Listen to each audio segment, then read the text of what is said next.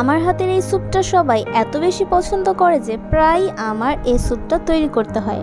আজকে আমি আপনাদের সাথে আমার এই স্যুপ রান্নার রেসিপিটি শেয়ার করব। আশা করি আমার আজকের রান্না আপনাদের ভালো লাগবে। ভালো লাগলে অবশ্যই আমার চ্যানেলটি সাবস্ক্রাইব করে ফেলবেন, লাইক আর কমেন্টস করে আমার চ্যানেলের সাথেই থাকবেন। শুরুতেই আমি ডিমের সাদা অংশ আর হলুদ অংশটাকে আলাদা করে নিয়েছি। আমার এখানে ডিমের সাদা অংশের কোনো দরকার নেই, আমার দরকার শুধু কুসুম। আমি এখানে 4টা ডিমের কুসুম নিয়েছি। এটাকে আমি ভালো করে স্ক্র্যাম্বল করে নেওয়ার পর আমি এখানে কর্নফ্লাওয়ার মিক্সচার দিয়ে দিব। আর এখানে নিয়েছি আমি বোনলেস চিকেন আর চিংড়ি মাছ। পানিটা ভালো করে ফুটে আসলে আমি এখানে দিয়ে দেব টমেটো সস। 2-3 টেবিল চামচের মতো আমি এখানে সস নিয়েছি আর এই সসটাকে আমি ভালো করে মিক্স করে নিব পানির সাথে।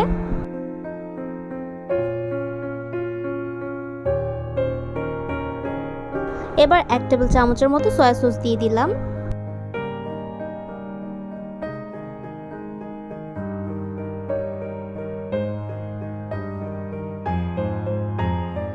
এবার ডিম আর কর্নফ্লাওয়ার মিক্সচারটাকে দিয়ে দিচ্ছি। স্যুপটা কিন্তু অনবরত নেড়েচেড়ে মিশাতে হবে।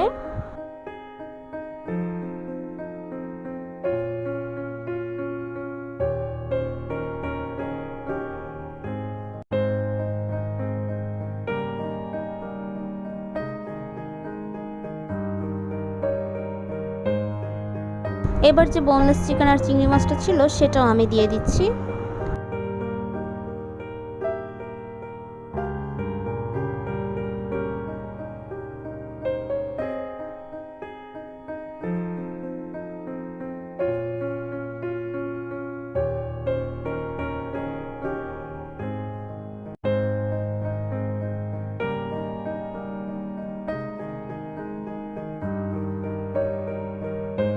এবার আমি দিয়ে দিচ্ছি আদা,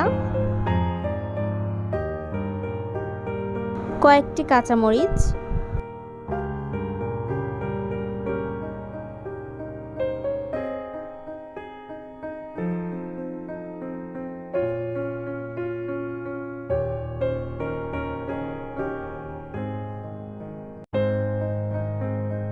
এক টেবিল চামচ চিনি দিয়ে দিব।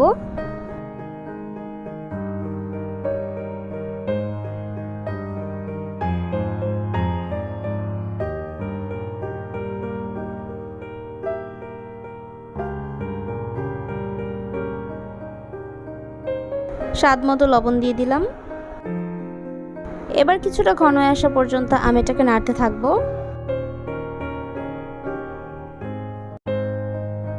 স্যুপটা কিন্তু ঘন হয়ে আসার সাথে সাথে এটার কালারটাও চেঞ্জ হয়ে এসেছে।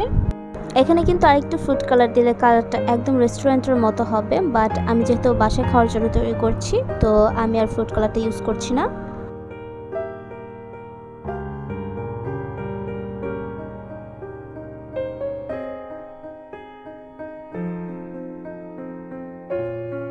সবশেষে আমি এখানে ধনেপাতা কুচি আর লেবুর রস দিয়ে দিব। লেবুর রসটা অবশ্যই দিয়ে ট্রাই করবেন।